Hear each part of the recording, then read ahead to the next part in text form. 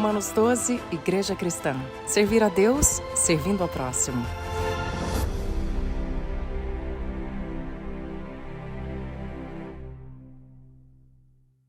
E nós vamos abrir a palavra de Deus no último livro da Bíblia, no capítulo 21, porque nessa semana nós encerramos a leitura do Novo Testamento. Quem está acompanhando a leitura bíblica comunitária que a igreja está fazendo, teve a oportunidade de concluir a leitura do Novo Testamento essa semana. E nós vamos meditar nos primeiros 8 versículos desse capítulo tão bonito e tão especial para a igreja de Cristo na terra.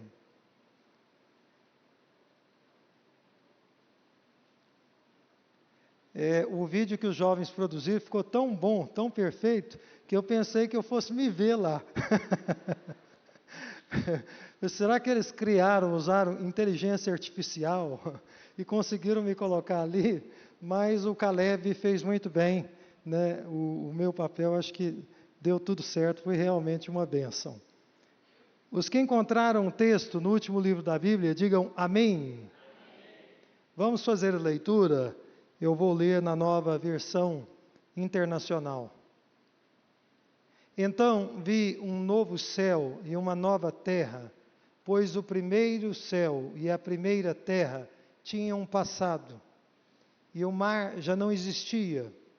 Vi a cidade santa, a Nova Jerusalém, que descia do céu, da parte de Deus, preparada como uma noiva adornada para o seu marido. Ouvi uma forte voz que vinha do trono e dizia: agora o tabernáculo de Deus está com os homens, com os quais ele viverá. Eles serão os seus povos. O próprio Deus estará com eles e será o seu Deus. Ele enxugará dos seus olhos toda lágrima. Não haverá mais morte, nem tristeza, nem choro, nem dor, pois a antiga ordem já passou. Aquele que estava sentado no trono disse: estou fazendo novas todas as coisas. E acrescentou: escreva isto, pois essas palavras são verdadeiras e dignas de confiança.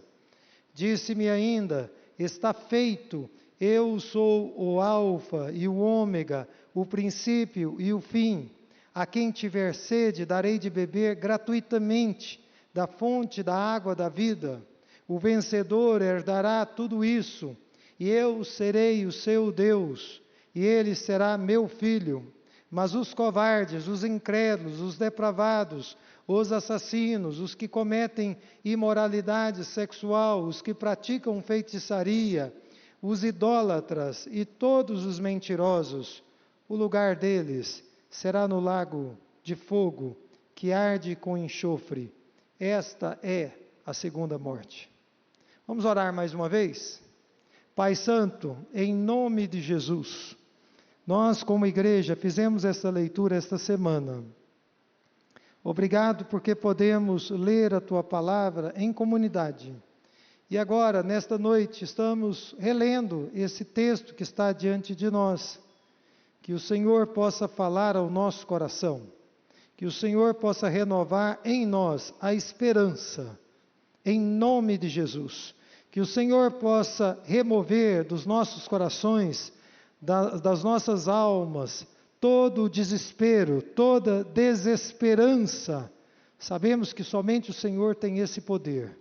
E nós te pedimos que o Senhor tenha total liberdade para agir e falar conosco.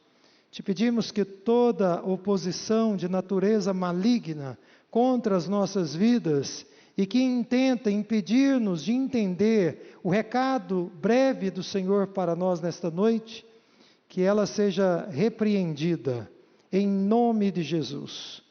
Abençoa-nos, fala conosco, em nome de Jesus. Amém. Irmãos, eu pergunto a vocês, olhar para o futuro te assusta? Quando você olha para o futuro, quando você pensa no futuro, você fica assustado? O livro de Apocalipse, que nós encerramos a leitura nessa semana como igreja, ele nos dá a esperança de que dias melhores virão para o povo de Deus. Amém? Essa é a certeza que nós temos ao realizar a leitura desse livro, o livro de Apocalipse. Agora, os irmãos vão concordar comigo, por experiência própria talvez, que um dos sintomas de pessoas que sofrem com a depressão é uma visão turva do futuro. Então, uma pessoa que está deprimida, que está angustiada, quando ela olha para o futuro, ela não tem muitas perspectivas. Ela vê as coisas embaçadas, ela não consegue ver as coisas muito claramente. Muitas vezes, essas pessoas não conseguem sequer imaginar o próximo passo, o que vai acontecer amanhã, o que esperar na próxima semana, o que esperar no mês que vem. Ou então, por causa dessa visão turva do futuro, elas se tornam, sem perceber muitas vezes, pessimistas. Não sei se você já passou por isso, ou se você conhece alguém que está passando por isso. Essa pessoa é sempre pessimista.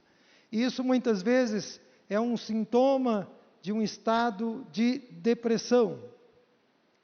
Mas, como eu disse, quando nós lemos o livro do Apocalipse, que integra o cânon da Palavra de Deus, muito além do caos, a Escritura quer nos mostrar a esperança no final de todas as coisas. Então você olha para o final, e o que a Bíblia te dá? Esperança.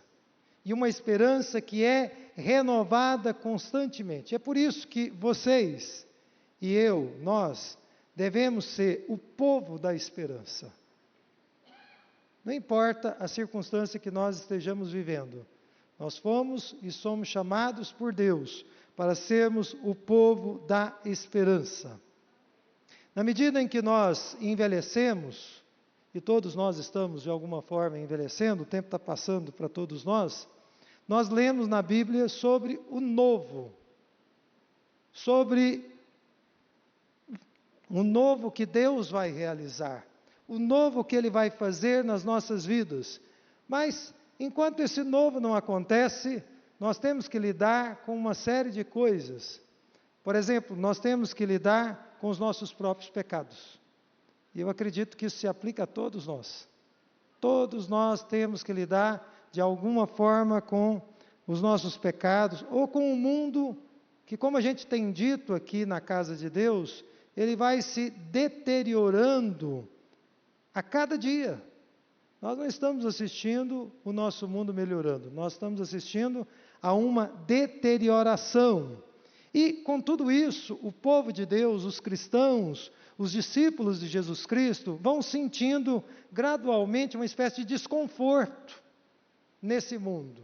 Então, é natural que todo aquele que crê em Jesus Cristo sinta, na medida em que o tempo passa, uma espécie de desconforto nesse mundo. Muitas pessoas que não têm a fé em Jesus Cristo, elas sofrem com um vazio existencial crescente. Esse vazio existencial ele vai crescendo na medida em que o tempo passa. E algumas pessoas, mesmo no meio do povo de Deus, sentem que o tempo está passando e de alguma forma está levando o melhor delas, o melhor do seu vigor, o melhor da sua juventude. E é nesse contexto, na leitura do capítulo 21, dos primeiros 8 versículos deste capítulo no livro de Apocalipse, que a Escritura nos inspira a melhor viver o hoje, baseados na esperança que virá. Esse é o grande desafio que Deus coloca diante de nós. Vivermos melhor o hoje, na esperança daquilo que Deus vai fazer no futuro. E esse texto, para mim, ele está repleto de esperança. A primeira esperança que nós lemos aqui, e que Deus quer comunicar aos nossos corações nessa noite, é a esperança da vitória do bem sobre o mal. Quantas vezes nas nossas vidas nós não somos tentados a pensar que o mal é que vai triunfar, não é? Olha aí na sua Bíblia, no primeiro versículo. Então vi um novo céu e uma nova terra, pois o primeiro céu e a primeira terra tinham passado e o mar já não existia. Se você olhar no contexto anterior, desse capítulo 21, nós lemos ali que a morte e o inferno, àquela altura, já terão sido lançadas no lago de fogo.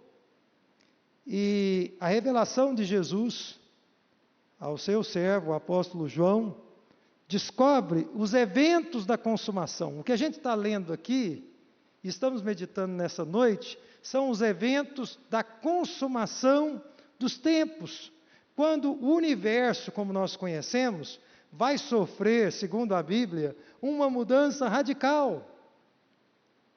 Tudo o que nós conhecemos, tudo que nós sabemos como mundo, como universo, vai, segundo a Bíblia, entrar em colapso. E àquela altura, vão poder ser considerados eventos passados, ou coisas que já foram ultrapassadas totalmente. No entanto, pela revelação dada ao apóstolo João, nós aprendemos que o novo mundo que Deus vai criar, ele vai ser reconhecível. Vai ser alguma coisa que com as nossas faculdades nós poderemos entender, poderemos compreender, porque o apóstolo João entendeu. E ele teve uma compreensão daquilo que estava sendo descortinado a ele. Os irmãos vão concordar comigo que a realidade do mal hoje, ela deve ser administrada por todos nós, crentes em Cristo Jesus, com a certeza de que o mal não vai existir nos céus. Com quantas formas de maldade você já entrou em contato? Eu, com muitas. E eu atendo pessoas, elas entram em contato com várias formas de maldade nesse mundo. Mas a Bíblia é categórica: no céu não haverá maldade. O mal não existirá nos novos céus e na nova terra. Por quê? Porque o bem o vencerá.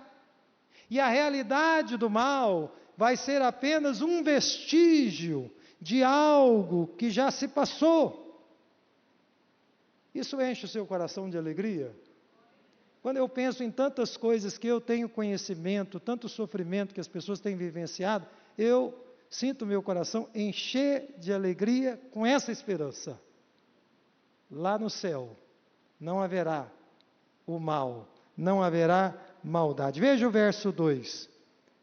Vi a cidade santa, a nova Jerusalém, que descia do céu, da parte de Deus, preparada como uma noiva adornada para o seu marido. Então, nesse novo mundo, comparado à nova Jerusalém, ou a uma nova Jerusalém, comparado a uma noiva que desce dos céus, nós temos a descrição de algo sublime, de algo encantador. E João viu algo que um dia o povo de Deus verá. O que João está descrevendo aqui não é algo que ficou reservado na história apenas para ele, não. É algo que todos os cristãos, que todo o povo de Deus, um dia verá com seus próprios olhos. Isso é importante porque muitas vezes nessa vida nós somos acusados e oprimidos pelo diabo de que nós não veremos a vitória. Quantas vezes você já não ouviu aquela voz maligna, satânica, dizendo que você não iria ver jamais a vitória, que você apenas contemplaria a sua derrota pessoal, ou de sua família, ou do seu trabalho, da sua vida profissional, ou da sua vida ministerial, porque esse é o trabalho do diabo. No entanto, esta palavra nos assegura que nós, povo de Deus, haveremos de ver, de contemplar a vitória em sua perfeição. Amém? E é por isso que nós devemos desacreditar em toda sugestão maligna. E nós devemos dar todo o crédito a Deus. E nós devemos dar todo o crédito à sua palavra. Inclusive, quando nós estivermos sob a acusação do maligno. Um dia nós estaremos com Ele. e Ele estará conosco. E isto será suficiente para todos nós. Mas, João nos diz aqui, na revelação do Senhor Jesus Cristo, que também nós podemos ter esperança de um relacionamento pleno com Deus. Veja o versículo 3, ouviu uma forte voz que vinha do trono e dizia: agora o tabernáculo de Deus está com os homens, com os quais ele viverá, eles serão os seus povos. E o próprio Deus estará com eles e ele será o seu Deus. Eu gostaria de dizer aqui que o vazio existencial que muitas pessoas sofrem e sentem, ele pode indicar a ausência de um relacionamento pleno com Deus. Por que uma pessoa está passando frequentemente, constantemente, por crises existenciais? É porque há uma lacuna no relacionamento desta pessoa com Deus. Ou então nós poderíamos dizer, o relacionamento desta pessoa com Deus não é pleno como poderia ser. Mas eu gostaria de dizer, baseado nesse texto, que na glória nós nunca mais nos sentiremos desconcertados, por assim dizer, conosco mesmos, de forma nenhuma. Na consumação dos tempos, o propósito de Deus é o de habitar para sempre com o seu povo, com os seus eleitos, com os homens e mulheres que andaram com Ele, de forma que nós vamos poder ver a face de Deus, como eu estou olhando para vocês, vocês estão olhando para mim, na sua perfeição. Isso é algo que vai acontecer, e essa promessa nós devemos guardar conosco. Irmãos, o que o texto bíblico em Apocalipse 21 está nos dizendo é que nós seremos totalmente dele, e ele será totalmente nosso. As duas coisas, nos dois sentidos. No nosso relacionamento com Deus, nós vamos estar mergulhados na alegria, não é? C.S. Lewis, quando escreveu o livro autobiográfico da sua conversão, surpreendido pela alegria, ele falou que ele foi inundado com um sentimento de alegria incompreensível. Mas o que a Bíblia está nos dizendo aqui, é que lá, naquele momento, nós vamos estar completamente e eternamente mergulhados nessa alegria de Deus. Veja o versículo 4. Ele enxugará dos seus olhos toda lágrima, não haverá mais morte, nem tristeza, nem choro, nem dor, pois a antiga ordem já passou. Ou seja, o que vai acontecer naqueles dias, e eu sei que para nós isso às vezes é difícil de compreensão, é que a alegria vai de fato reinar nas nossas vidas. Hoje, as lágrimas fazem parte das nossas vidas, não é verdade? Eu mesmo choro muito, e choro com frequência, já chorei muitas vezes, inclusive na presença de vocês, e já acompanhei muitos de vocês chorando também, em momentos de angústia. Mas nós sabemos que a promessa de Deus para as nossas vidas é que um dia nós vamos viver livres das lágrimas. Nós não mais choraremos, porque a promessa de Deus é que Ele vai eliminar toda sorte de tristeza, toda dor, assim como o pavor da morte. Eu já entrevistei talvez milhares de pessoas na minha vida profissional e pastoral. E uma das coisas mais recorrentes é isso. Quando a morte se aproxima, um pavor costuma dominar as pessoas. Mas a Bíblia nos diz que nós vamos viver com Cristo, se estivermos comprometidos com Ele, para sempre, sem nunca mais sentir esse mal-estar, esse medo, esse pavor. A nova ordem, que escapa em muito a nossa compreensão, ela nos mostra um caminho, irmãos, de verdadeira bem-aventurança. E é por essa razão que nós devemos investir no nosso relacionamento com Deus, hoje. Porque é através dele que nós vamos desfrutar de tudo o que Deus preparou para nós. A Bíblia nos diz que nem olhos viram, nem ouvidos ouviram o que Deus tem preparado para aqueles que o amam. Você vai desfrutar daquilo que Deus tem para você, se você investir no seu relacionamento com Ele. Se você estiver investindo em qualquer outra coisa, por mais legítima que seja esta coisa, ou este objetivo, você pode, em algum momento da sua existência, da sua vida, vir a se sentir decepcionado, desapontado. Mas se investir no relacionamento com Deus, você tem a garantia da palavra de Deus, de que vai desfrutar de tudo o que Ele preparou para você. E não é pouco o que Ele preparou para nós. Não é pouco o que Ele preparou para nós. Amém? Mas há uma outra esperança. E essa esperança também é cara para todos nós. É a esperança de que nós viveremos em um universo perfeito. Veja o versículo 5. Aquele que estava sentado no trono disse: estou fazendo novas todas as coisas, e acrescentou: escreva isto, pois estas palavras são verdadeiras e dignas de confiança. Veja que o texto aqui, ele está nos dando uma ênfase, e está nos dando uma pista do que vem por aí, do que Deus tem reservado para o seu povo. E o que é que Ele tem reservado para o seu povo? Olha aí na sua Bíblia novamente: novos céus, nova terra, nova Jerusalém, enfim, uma novíssima era, é o que Deus tem reservado para o seu povo. Enfim, irmãos, o que a Bíblia nos diz aqui é que Ele faz novas algumas coisas? Não, Ele faz novas todas as coisas. E na consumação do reino eterno do Senhor Jesus Cristo, o Senhor Jesus Cristo, nós o encontramos reinando e fazendo novas todas as coisas.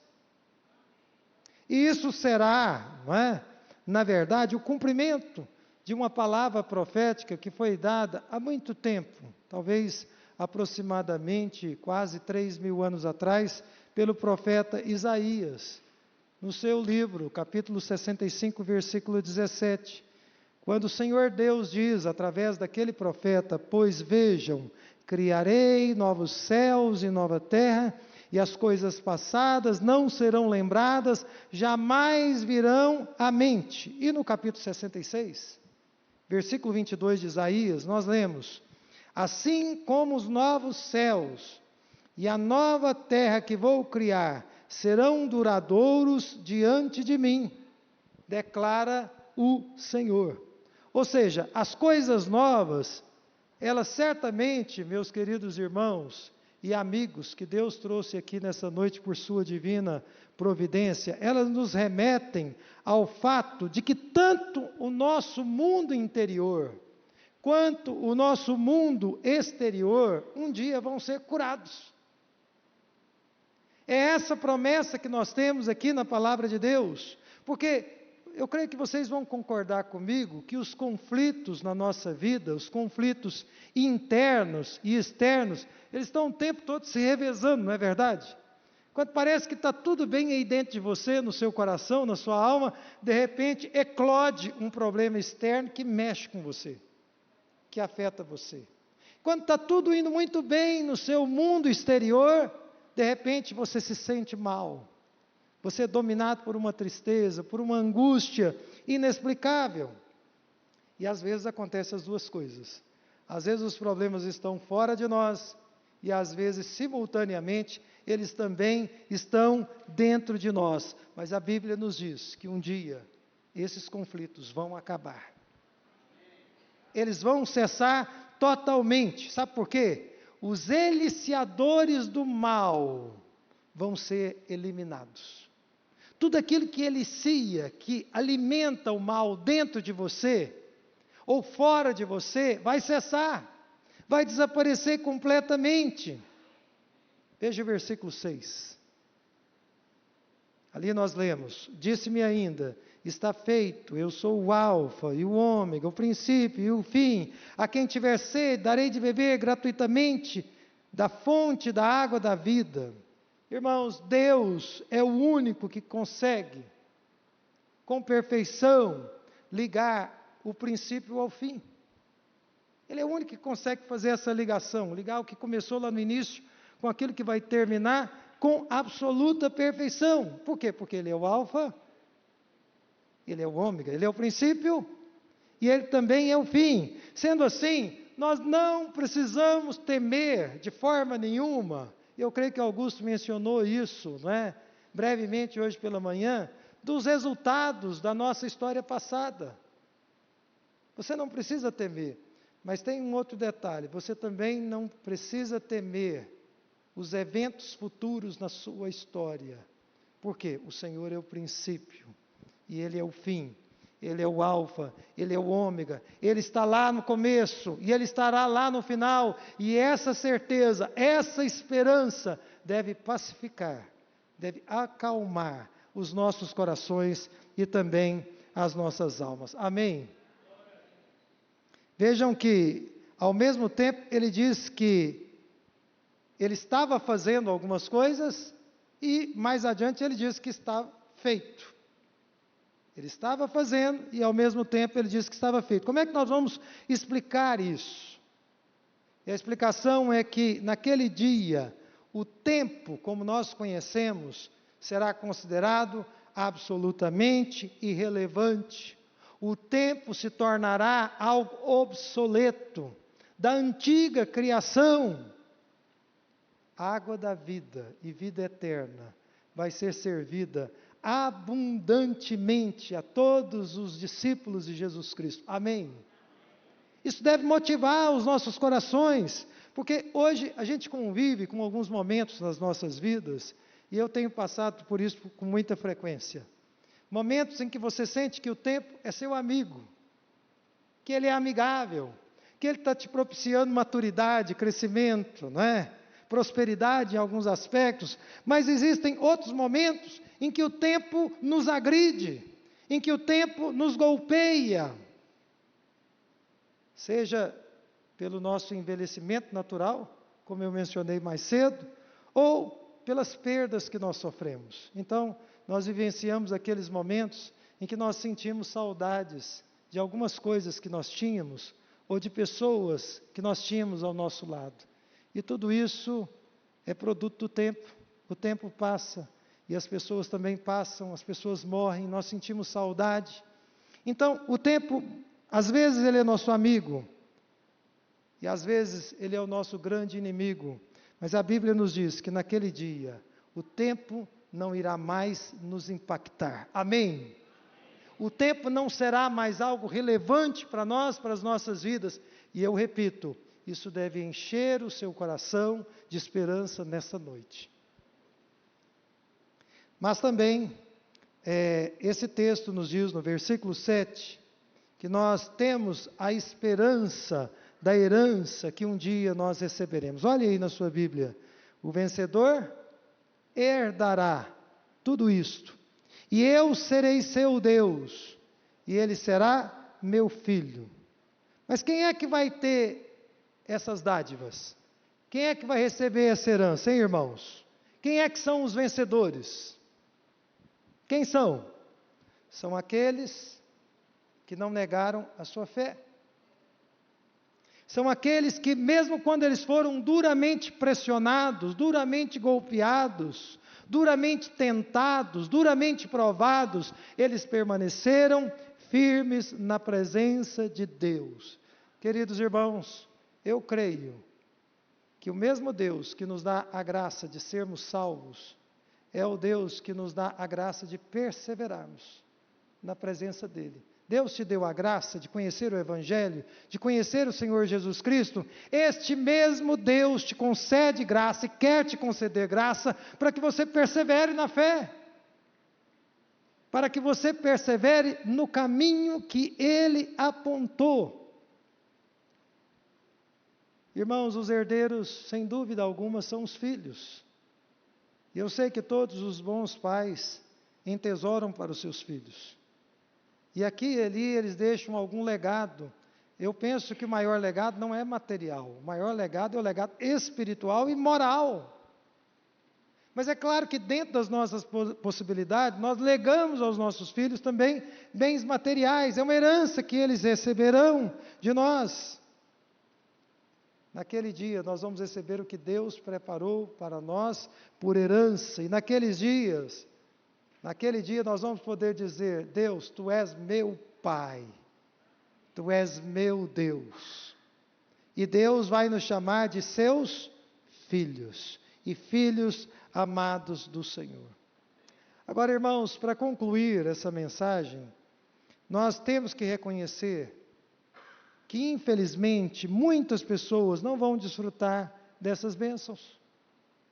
Muitas pessoas não podem nutrir a sua alma desta esperança que nós estamos meditando nesta noite.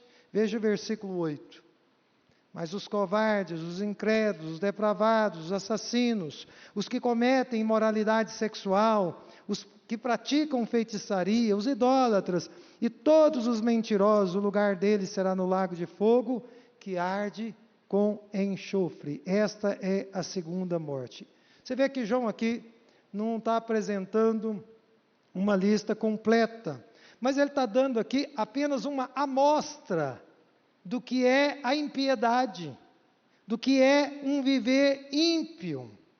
E ele cita aqui diretamente a covardia, a incredulidade, a depravação moral, os homicídios, a feitiçaria que envolve envolvimento com o ocultismo, a idolatria e a mentira. O que eu gostaria apenas de dizer nesta noite para todos nós que estamos aqui é que esses comportamentos são apenas o resultado de uma escolha que as pessoas fizeram, ou de uma escolha que as pessoas estão fazendo ao longo das suas vidas. Muitas pessoas, lamentavelmente, infelizmente, estão escolhendo viverem para si mesmos, estão escolhendo dar as costas ao Criador, estão escolhendo ser mais amigos do mundo do que amigos de Deus. Isso é uma escolha pessoal. Mas a Bíblia nos alerta que as nossas escolhas nos trarão consequências seríssimas. E nós estamos meditando nesse texto, meus amigos e irmãos em Cristo, porque hoje Deus nos chama ao arrependimento. Talvez você se encaixe em alguns desses itens aqui, ou talvez você esteja dando as costas a Deus de outras maneiras, de outras formas. Deus te chama ao arrependimento. E hoje é noite de salvação. Hoje é noite de arrependimento. Amém? Eu gostaria de fazer, então, algumas aplicações para nós hoje, porque eu creio que esse texto tem tudo a ver conosco, tem tudo a ver comigo, tem tudo a ver com vocês. Em primeiro lugar, mesmo que um dia a vitória sobre o mal seja plena e total e absoluta, nós somos chamados hoje, como cristãos, a enfrentá-lo pela graça de Deus e pelo poder que Ele nos concede. Amém? Então, um dia Deus vai dar vitória total sobre o mal, mas hoje você é chamado a enfrentar o mal, a lutar contra ele e a combater contra todas as suas formas, que pode estar dentro da sua casa, que pode estar no seu trabalho, que podem estar na nossa sociedade brasileira, que pode estar no sistema mundial que está regendo o nosso mundo. Você é chamado por Deus a fazer o enfrentamento desse mal. Não queira se esquivar da sua responsabilidade. Em segundo lugar, um dia os servos de Deus vão desfrutar de um relacionamento pleno com Deus. Nós acabamos de ver aqui isso, muito claro na sua palavra, mas hoje, com todas as nossas forças, nós devemos buscar um aprofundamento no nosso relacionamento com Ele. Faça tudo o que estiver ao seu alcance para melhorar a sua vida espiritual. O que está faltando a você? Quais passos você pode dar, você deve dar, para haver mais intimidade com Deus? Lembre-se de que é fundamental que nós tornemos o nosso relacionamento com Deus uma prioridade. Amém? Em terceiro lugar, irmãos, um dia a nossa alegria vai ser completa. Vocês se lembram da expressão que eu usei? Eu usei a seguinte expressão, que um dia, lá, nós vamos viver mergulhados na alegria. Isso é uma promessa de Deus para todos nós. Enquanto isso não acontece, Vocês e eu, aqui e ali, choramos, nos angustiamos, nos entristecemos com as coisas que nos acontecem, mas mesmo assim, mesmo passando por dificuldades, mesmo passando por lutas, você pode desfrutar da alegria que somente Deus te dá. Todo crente em Cristo Jesus, quando fecha a porta do seu quarto e dobra os seus joelhos e abre o seu coração para Deus, de uma forma indizível e inexplicável, Deus derrama ali uma porção da alegria dele no nosso coração. E nós devemos investir no nosso relacionamento para desfrutarmos dessa alegria que Ele nos dá, que é a alegria da salvação. Nunca perca de vista a alegria da salvação. Eu sempre me lembro, de como eu me sentia alegre no dia em que Jesus entrou na minha vida. Naquela época eu ria e chorava, mas é uma alegria e é uma experiência que eu guardo comigo, guardo no coração. Nós devemos resgatar a alegria da salvação e viver a nossa vida baseada nela. Em quarto lugar, eu já estou quase concluindo, mas eu preciso aplicar isso a todos nós. O pecado, ele mostra uma coisa só, que nós nos tornamos, por causa dele, pessoas quebradas. Pessoas quebradas que vivem em um mundo quebrado. Pessoas quebradas que vivem em um universo quebrado, um universo que ficou trincado. Nós vimos aqui que um dia Deus vai fazer novos céus e nova terra. É uma promessa dele, e nós vamos viver neles. Mas enquanto isso não acontece, nós devemos fazer o melhor para tornar esse mundo um lugar melhor.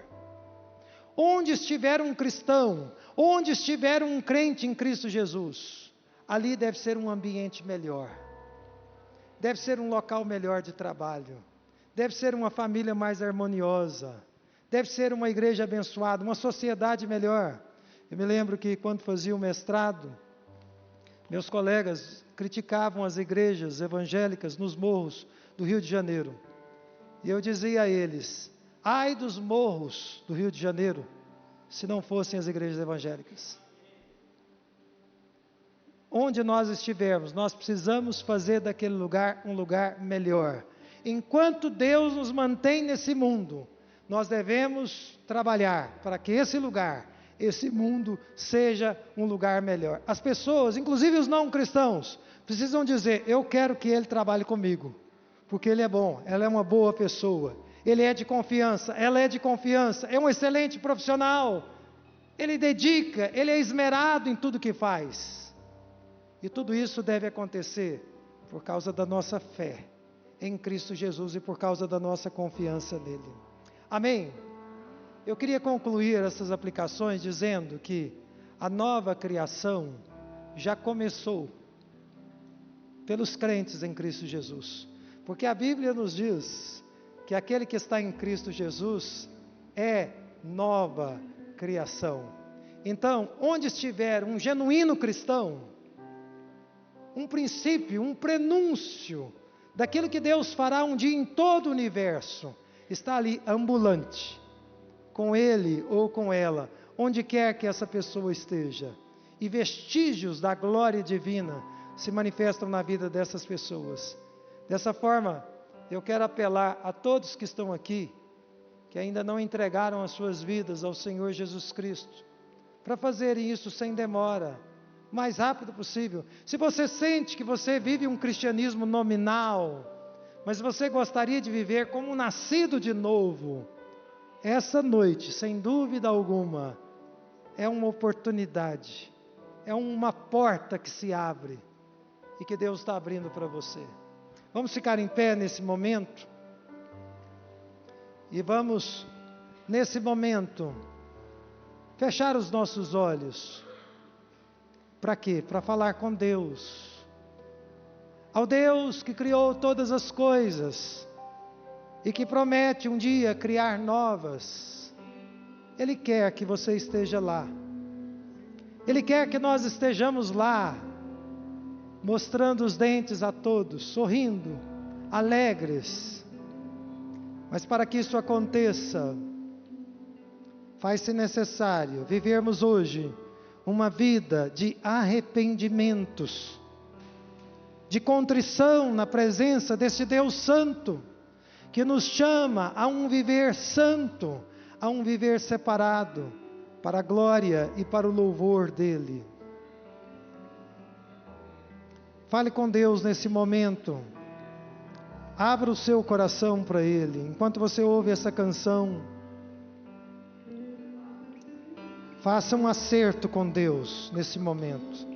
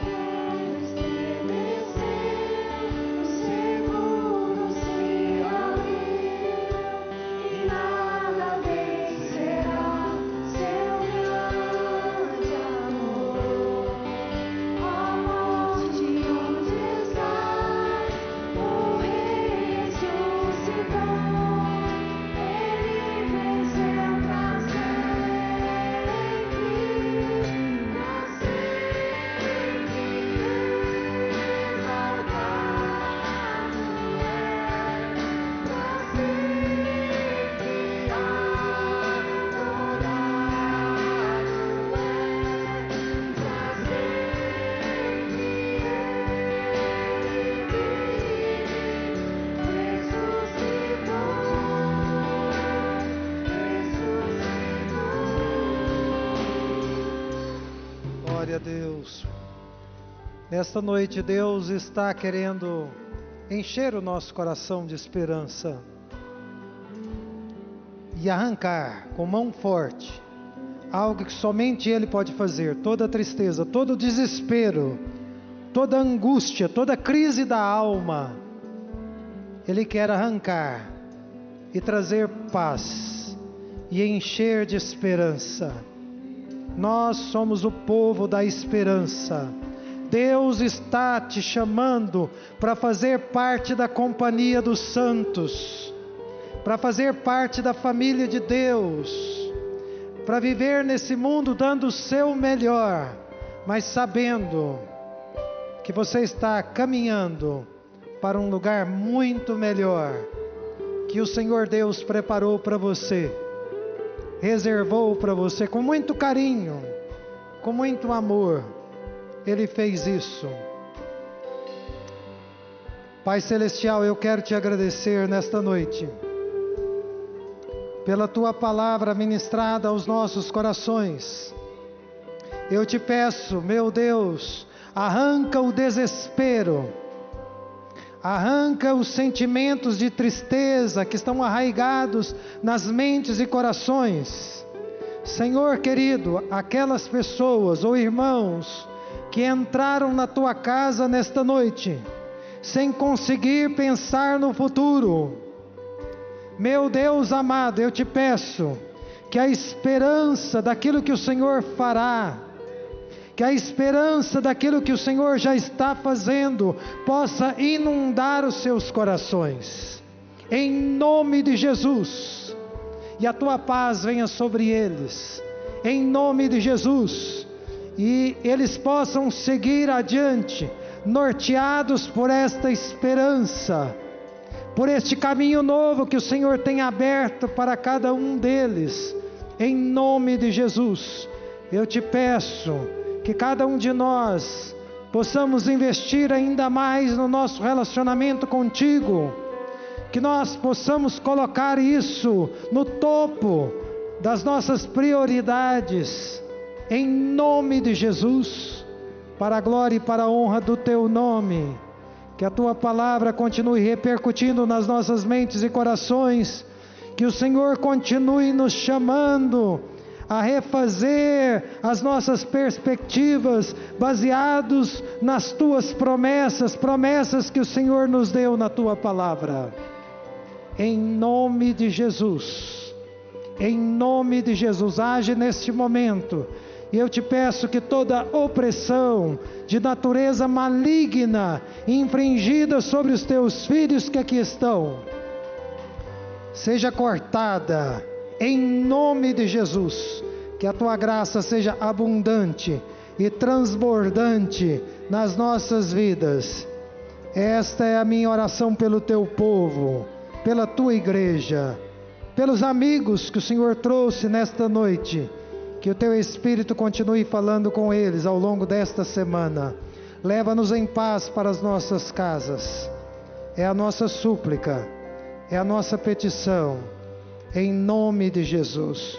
Queridos irmãos, que a graça do Senhor Jesus Cristo, que o amor de Deus o Pai, que a comunhão e as consolações do Espírito Santo de Deus sejam conosco e com todo o povo de Deus, espalhados sobre toda a face da terra. E todo o povo de Deus diga amém. Romanos 12, Igreja Cristã. Servir a Deus, servindo ao próximo.